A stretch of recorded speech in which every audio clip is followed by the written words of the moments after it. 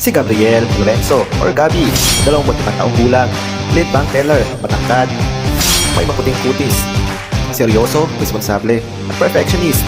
Lihim na may malambot na puso para sa mga hayop, mula sa may kayang pamilya, pero dependent. Ating kilalanin si Alexis Fernandez or Lex, 24 na taong gulang, isang junior accounting clerk. Moreno, guwapo, tangkad, palaging may ngiti, masiyahin, creative, at palakaibigan. Mahilig sa sining at musika. Lumaki sa simpleng pamilya, pero porsigido. Ang malamig na aircon ng Metropolitan Bank ang bumungad kay Gabriel Lorenzo nang siya ay pumasok para sa kanyang umagang duty. Alas 6:45 ng umaga, eksaktong 15 minuto bago magsimula ang kanyang trabaho. Habang inaayos ang kanyang ID at susi, may narinig siyang pamilyar na tinig sa reception. Good morning po, si Alex Fernandez po, bagong junior accounting clerk. First day ko po ngayon. Napalingon si Gabriel. Alexis, ikaw ba yan? Tumingon ang binata at biglang namula. Gabriel, grabe. Ilang taon na ang lumipas. Elementary days pa yung huli nating pagkikita. Oo nga, grade 6 di ba?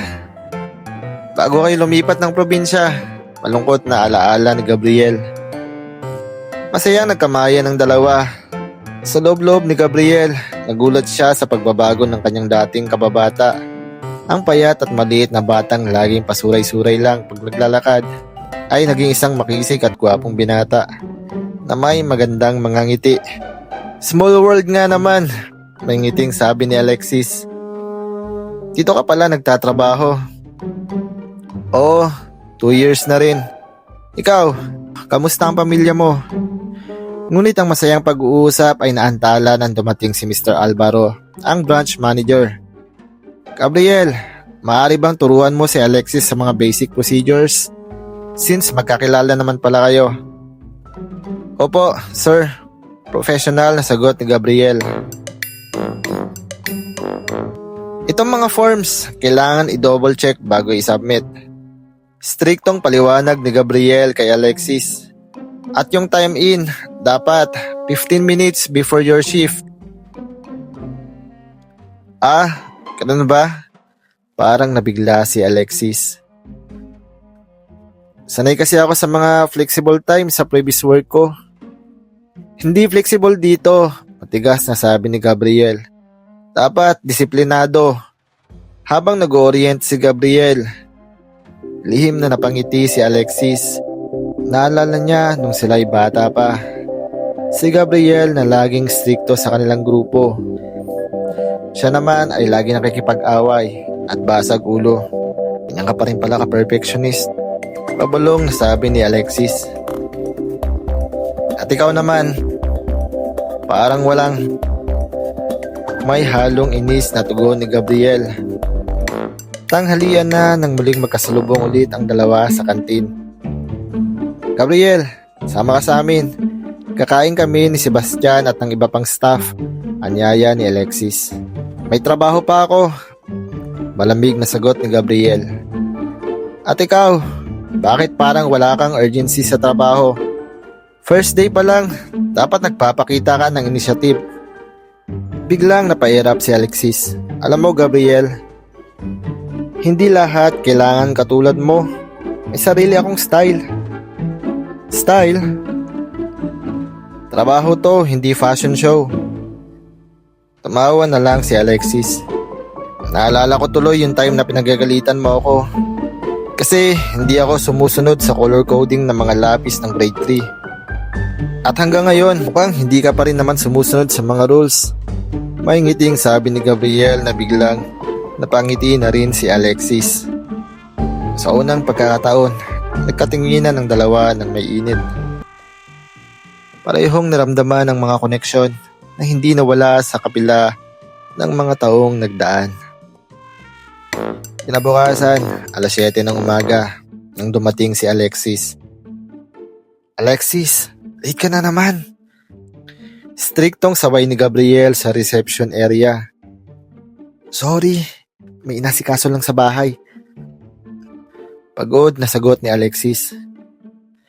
Hindi pwedeng laging sorry ang solusyon mo. Dapat, disiplinado ka.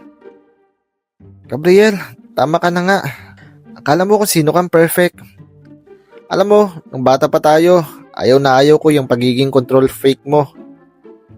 At nung bata pa tayo, ayaw ko naman yung pagiging rebelde mo. Biglang dumating si Sebastian Monteverde, ang senior teller. Oh, bakit nag-aaway na kayo? Kala ko ba ay magkaibigan kayo? Magkakilala lang. Sabay na sagot ni na Gabriel at Alexis. Habang nasa kanyang workstation, naalala ni Gabriel nung bata pa sila. Naalala niya kung paano niya laging inaaway si Alexis noon. Hindi dahil naiinis siya, kundi dahil yun lang ang paraan na alam niya para mapansin siya ng kaibigan. Samantalang sa accounting department, naalala naman ni Alexis kung bakit niya laging kinokontra si Gabriel noon. Dahil gustong-gusto niyang makitang umiinit ang mga pisngi nito at lumingon sa kanya. Bakit kaya ganun? Bulong ni Alexis sa sarili. After all these years, pareho pa rin kami ng ugali. Habang papalapit ang oras ng pag-uwi, nag-cruise uli ang landas ni na Gabriel at Alexis sa elevator. Uwi ka na? Tanong ni Gabriel. Oo, ikaw. Oo rin, uwi na ako. Tumahimik ang elevator sa loob ng ilang segundo. Naramdaman ng bawat isa ang tensyon sa pagitan nila. Gabriel, about kanina. Pagsisimula ni Alexis. Forget it. Malambing na sabi ni Gabriel. First week mo pa lang naman. Nang bumukas ang elevator, may kakaibang ngiti sa labi ng dalawa. Parehong may daladalang tanong. Bakit parang ang bilis bumalik ng mga damdaming akala mo'y nalimot na? At ano kaya ang ihahatid ng bukas sa dalawang dating magkaaway na muling nagkita? Ang susunod na kabanata ay magpapakita ng mas matinding pagtatalo, ang pagdukot sa nila at ang pagsibol ng pag-ibig sa ilalim ng mga pangyayaring nagbubuklod sa kanilang mga puso.